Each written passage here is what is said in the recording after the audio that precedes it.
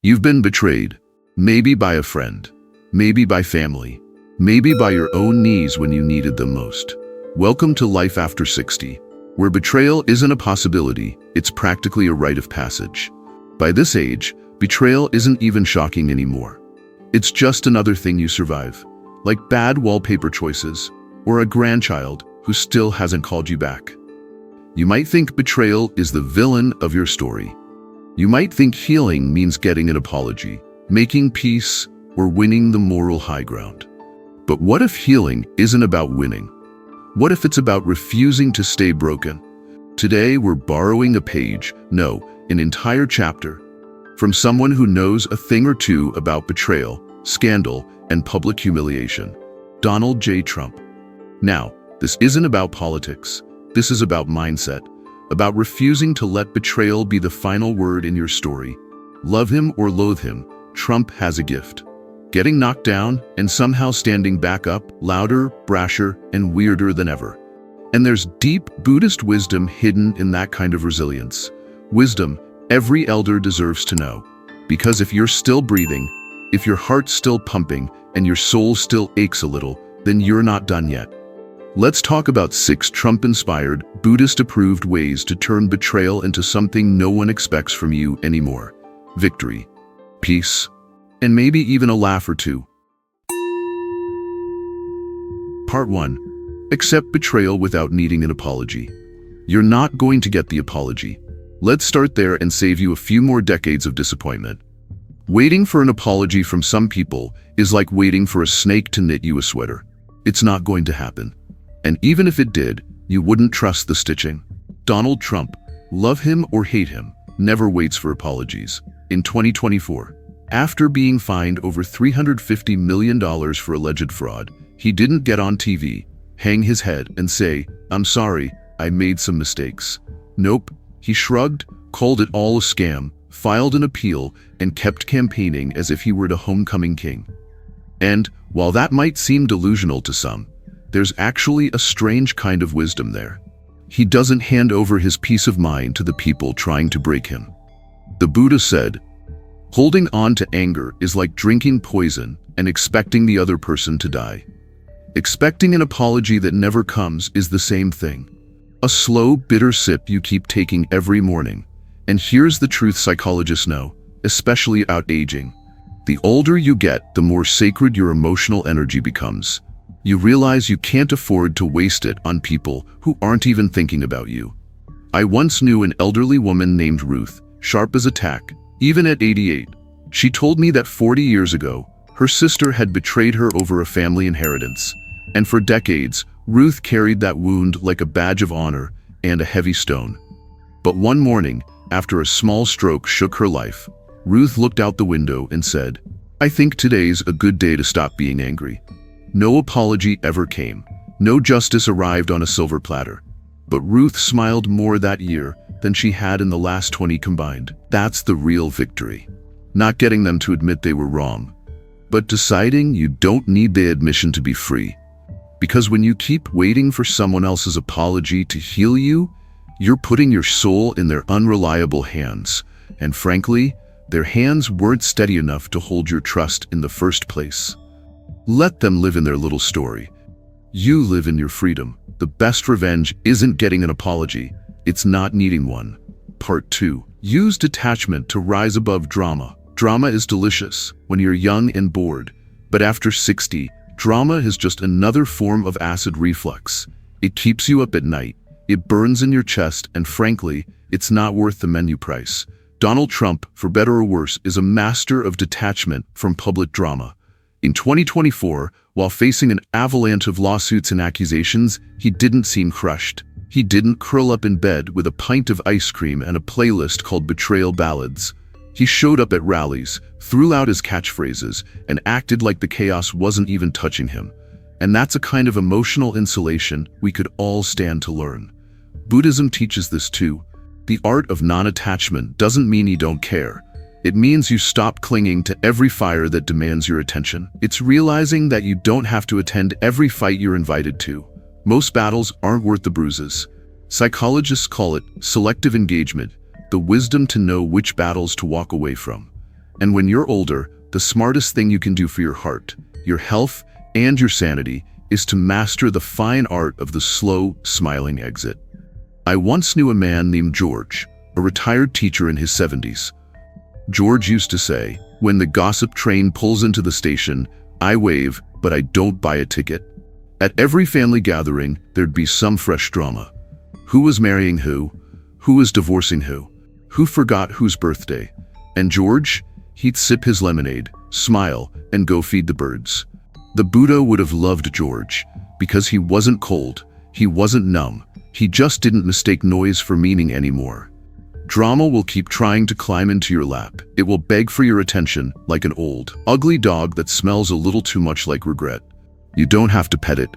You don't even have to acknowledge it. The secret is this: most things are not your emergency, and real peace is found in the art of letting nonsense pass through you like wind through a ghost town. Detach, float, smile. You've got better places to be. Part 3. Reclaim your power through bold expression. There's a strange myth we tell ourselves after 60, that growing older means getting quieter, more polite, more invisible. But politeness, when stretched too far, can become a muzzle. And muzzles are for dogs, not for human beings who have survived 6 decades of betrayal, heartbreak, and ridiculous cable bills. Donald Trump never asks for permission to speak. In 2024, when old scandals resurfaced on TikTok, the infamous Access Hollywood tapes back for their ugly encore, he didn't shrink. He didn't slink away like a kid caught stealing cookies. No apology tour, no teary confession. He doubled down, reframed the attack as old news, and steamrolled forward like a freight train made of sheer stubbornness. Now, is that the kind of boldness we always admire? Not necessarily. But the refusal to shrink after public shaming, there's gold buried in that. Buddhism teaches right speech, yes, but right speech doesn't mean quiet speech. It doesn't mean swallowing your truth to keep everyone else comfortable. The kindest thing you can do for yourself and for others is to speak clearly, boldly, and unapologetically. Not from anger, not from vengeance, but from a place so rooted in your own truth that no wind can shake it loose. Elder psychology supports this too. Studies show that seniors who express themselves, whether through writing, art, conversation, or even a passionate monologue at Thanksgiving dinner, maintain sharper cognitive function, better emotional health, and stronger self-respect. I once met a woman named Eileen, 82 years old, and not 1 ounce of her was timid. At her birthday party, when someone joked that old ladies should be seen and not heard, Eileen stood up, banged her cane on the table, and said, "The only thing you should be seeing is the back of my head as I leave your boring conversations." Then she laughed, hugged everyone, and kept dancing. Eileen wasn't mean. She was free. That's the invitation. You're not here to shrink into some polite, vanilla version of yourself. You're here to express the full, wild, inconvenient truth of who you are. Speak boldly, laugh loudly, claim your space without apology, because silence doesn't heal betrayal, expression does. Part 4. Stop expecting fairness. It doesn't exist. Fairness is a bedtime story we tell children so they don't throw tantrums over the last cookie. By the time you hit 60, you should know better. Fairness isn't guaranteed. It never was. It's about as real as a unicorn with a mortgage and a Costco membership. Donald Trump understands this. In 2024, after getting kicked off the ballot in Colorado under the 14th Amendment's insurrection clause, did he throw himself on the ground and cry foul? No. He fought it, filed lawsuits, launched new rallies, and shifted his campaign strategy faster than you can say constitutional crisis. He didn't wait for fairness to show up at his doorstep with balloons and a casserole. He adapted. He moved where the opportunity was, and that's something the Buddha would nod at too. Life is dukkha, unsatisfactory, imperfect, unpredictable. The first noble truth doesn't say, life is fair and here's a complimentary tote bag. It says, life is suffering. The wise don't waste time demanding a refund. Elder psychology backs this up. The happiest seniors aren't the ones who finally got everything they ever wanted. They're the ones who stopped expecting the world to play by rules it never agreed to. I knew a man named Walter, a retired postman. Walter loved gardening, hated complaining. One year, after a record-breaking hailstorm wiped out his tomatoes for the third year in a row, he didn't rage or weep. He looked at the smashed plants, shrugged, and said, "Guess I'm planting potatoes next year. Those little guys don't care if the sky falls." Walter didn't expect the weather to be fair. He didn't expect life to owe him anything.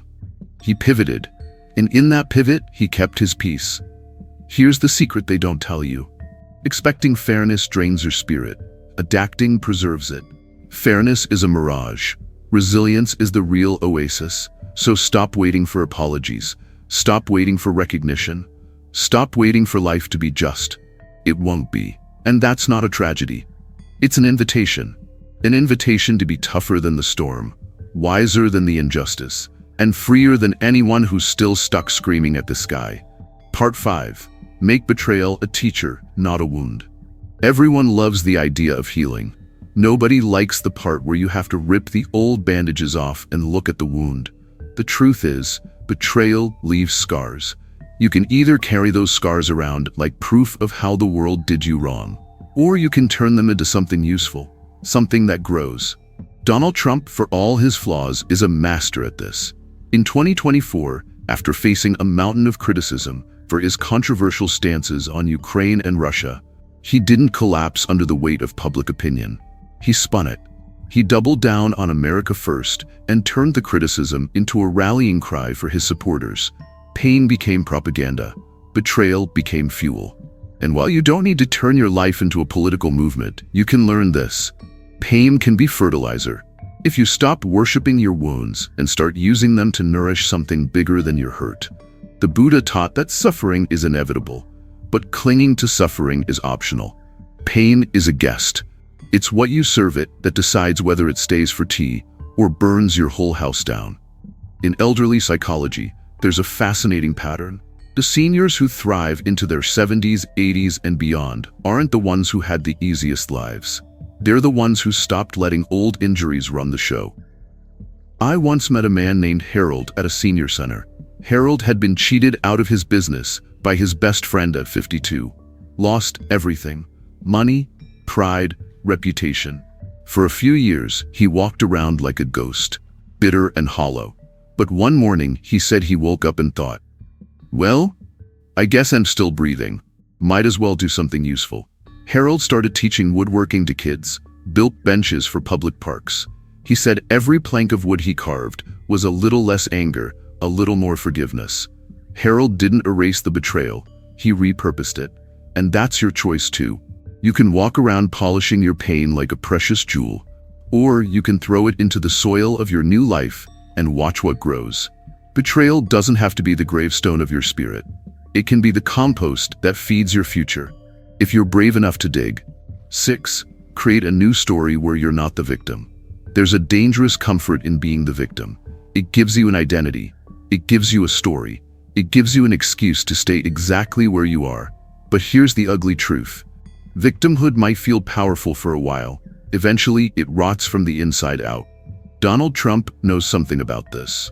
After losing the 2020 election and facing lawsuits and investigations through 2024, he could have curled up and narrated himself as a tragic, defeated hero. Instead, he did what he always does. He spun a new story. Not the story of a loser, the story of a rebel, a fighter, a comeback king.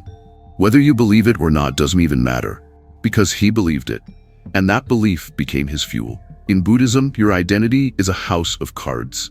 It's not real unless you keep propping it up. You're not obligated to keep telling the story of your betrayal, your hurt, your defeat. You can tell a new story, right now, today. Elder psychology echoes the same truth. People who thrive after trauma, loss, or betrayal are the ones who reframe their lives. They don't deny what happened, they just refuse to let it be the ending. I knew a woman named Gloria, 85 years old, sharp as a blade. When her husband left her in her 60s for a woman half his age, everyone expected her to fall apart. And for a while, she did. Until one day, she got up, sold the house, bought a tiny seaside cottage, and started painting. She said, "I could have been a woman whose story ended in betrayal. Instead, I decided to be a woman whose story started with freedom." That's the key. The past happened, the betrayal happened, Nobody's denying it. But you are not a museum of old wounds. You are not a walking obituary of all the ways people failed you. You are a living, breathing, unfinished story. And you are allowed, no, you are invited to pick up the pen and write something outrageous, beautiful, and defiant. You're not a victim. You're the author. Make the next chapter unforgettable. Betrayal stinks. No point sugarcoating it. It smells bad. It feels worse. And if you're not careful, it can rot everything it touches. But here's the part no one tells you. Rot is the beginning of growth. Even betrayal, as sour and foul as it feels, can become compost if you're brave enough to dig your hands into it. Donald Trump, in his own strange way, keeps proving this. He doesn't wait for the world to hand him justice. He turns every loss into a headline, every defeat into a new campaign, every betrayal into another stubborn refusal to disappear. And whether you love him, hate him, or somewhere in between him, there's a lesson buried there. Pain is inevitable. Being defined by it is optional. The Buddha taught that clinging to the past is like trying to swim while carrying stones. The longer you hold on, the heavier you get. Eventually, you drown. But if you let the betrayals fall, if you compost the heartbreak instead of worshiping it, something miraculous happens. New life grows where you thought only bitterness would live. I've seen it. In Ruth, who let go of her sister's betrayal. In George, who waved at drama like it was just another passing train. In Eileen, who spoke her truth loud enough to wake the dead. In Walter, who pivoted after life's unfair hailstorms. In Harold, who carved forgiveness one plank at a time. In Gloria, who turned heartbreak into a masterpiece. And maybe, just maybe, it can happen in you too. You're not here to carry a museum of wrongs. You're here to build a garden of wisdom, of freedom, of breathtaking resilience. So go ahead, dig deep, throw the old hurts into the dirt, water them with laughter, bless them with forgiveness, and plant something so wild, so radiant, that everyone who ever doubted you will wonder what kind of magic you found after all this time. It wasn't magic, it was you, and you're just getting started.